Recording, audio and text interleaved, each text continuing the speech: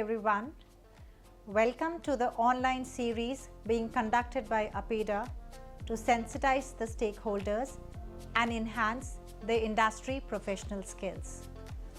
So today's topic is steps to mitigate the challenges faced by Indian peanut exporters. Peanut is the major oilseed crop in India.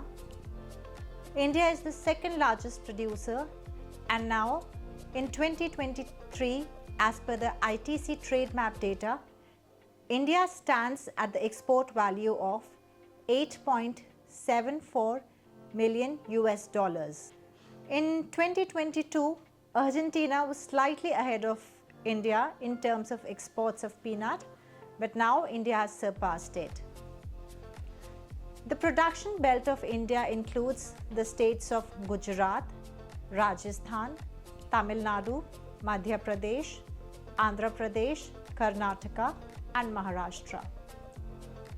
While exporting the peanut, the major criterion is that the consignment should fulfill the maximum level set by the importing country for aflatoxin. And the ml of aflatoxin, it varies from country to country, while for the moisture content, the permissible limit in the consignment is less than 7%. Obviously, if the moisture content rises too much, it will provide a conducive environment for the fungi of Aspergillus species to multiply, in turn leading to stupendous amount of aflatoxin being produced. India's major export destinations of peanut are Indonesia, Philippines, Vietnam, Malaysia and Thailand. And all these countries have their different levels of maximum level of aflatoxin set by them. Now, if we talk that the ml set by different countries, it varies from 2 ppb to 10 ppb for peanut meant for direct human consumption. The maximum level of aflatoxin set by each importing country is different. If we talk about B1 aflatoxin, the ml varies from 2 ppb to 10 ppb, while the total, that is the sum of B1, G1, G2 and B2 varies from 4 to 20 ppb. Now, as we discuss one after the other the different countries and the corresponding ml of aflatoxin set by them, EU is the most stringent, and EU has set 2 ppb for B1 for direct human consumption, while the sum total of aflatoxin is 4 ppb. It is relaxed when the peanut is subjected to sorting or other physical treatment for further processing prior to human consumption. It is set at 8 ppb for B1, while 15 ppb for the total. For the bird feed, EU has set the B1 and the total at 20 ppb. Russian Federation and Singapore recommends 5 ppb for both B1 and sum total for peanuts intended for direct human consumption. Japan and Korea have set ml of aflatoxin for both B1 and total to 10 ppb. Malaysia, Indonesia, they do not have a set ml for B1 aflatoxin.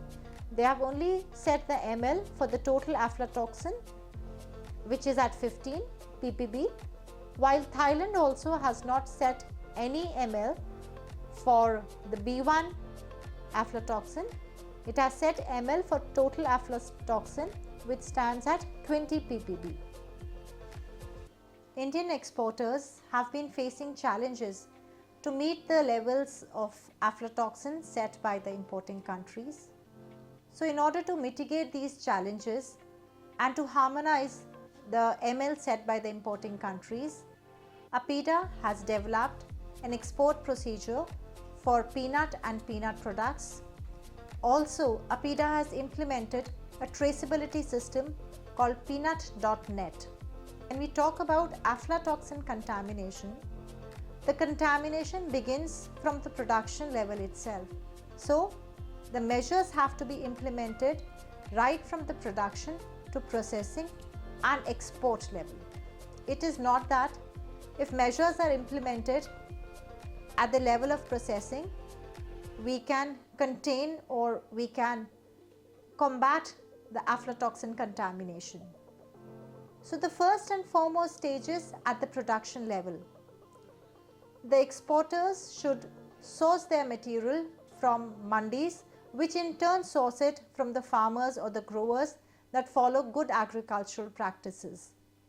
So, one of the precautionary measures which farmers may adopt is reverse drying. What happens in reverse drying is, when the pod has been uprooted, it is turned upside down, which leads to a quicker drying and more effective drying, and it also lessens the chance of aflatoxin contamination. Again, after it has been uprooted, it has been dried, the pods have to be stored.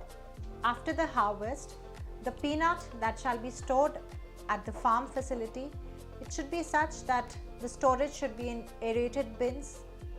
There should be provision to avoid the ingress of moisture content, because the moment the moisture comes in, that would lead to multiplication of fungi and in turn increasing the aflatoxin contamination. Now, when the produce is ready to be transported to mandi, the growers, the farmers shall take utmost care that the transport system, the trucks, the trolleys in which it is being transported to the mandi, it should be free of any pest infestation, should be clean. Now, after this, the role of the exporter comes in.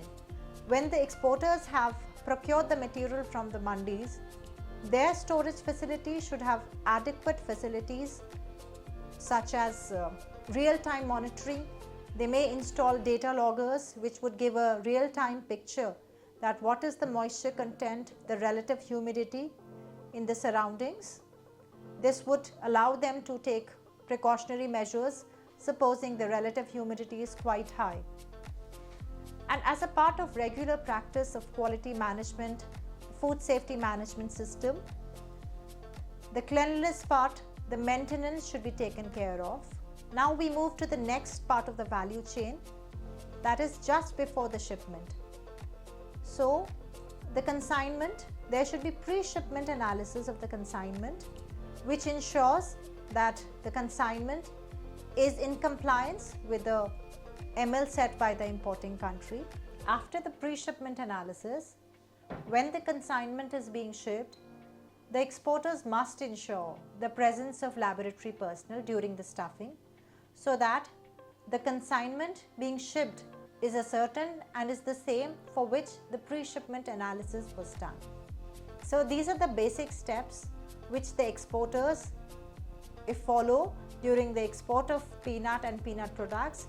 It will help them to mitigate the challenges. Further, to visit the detailed procedure for export of peanut and peanut products, you may visit the website link given below. In case you have any further queries, you may write to us at the mail ID given below, that is qmc@apeda.gov.in. Thank you so much. We'll meet again for the next series. Thank you.